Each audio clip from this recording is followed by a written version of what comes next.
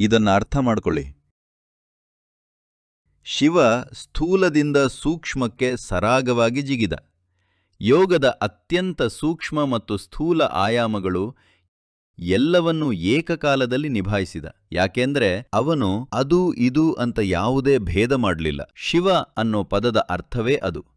ಅವನು ಒಳ್ಳೆಯದು ಕೆಟ್ಟದ್ದರ ನಡುವೆ ಭೇದ ಮಾಡಲಿಲ್ಲ. ಪ್ರಪಂಚದಲ್ಲಿ ತಿರಸ್ಕರಿಸಲ್ಪಟ್ಟ ಯಾವುದೇ ಆದರೂ ಅದು ಅವನದ್ದು. ಆ ಎಲ್ಲ ಜೀವಿಗಳು, ಆ ಎಲ್ಲ ಗುಣಗಳು, ಆ ಎಲ್ಲ ಪದಾರ್ಥಗಳು ಜಗತ್ತಿನ ಎಲ್ಲ ಜನರಿಂದ, ಎಲ್ಲ ದೇವತೆಗಳಿಂದ ತಿರಸ್ಕರಿಸಲ್ಪಟ್ಟ ಆ ಎಲ್ಲವನ್ನ ತನ್ನದಾಗಿಸಿಕೊಂಡ. ಹಾಗಾಗಿ ಶಿವ ಅಂದರೆ ಸಂಪೂರ್ಣ ಸ್ವೀಕೃತಿ. ಒಂದ್ ಸ್ವಲ್ಪಾನೂ ಪ್ರತಿರೋಧ ಇಲ್ಲ, ಎಲ್ಲವೂ ಅವನದೇ.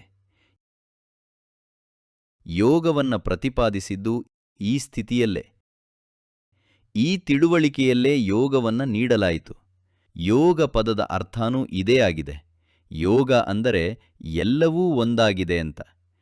ಯೋಗ ಅಂದರೆ ಎಲ್ಲವನ್ನೂ ಒಳಗೂಡಿಸಿಕೊಳ್ಳುವುದು.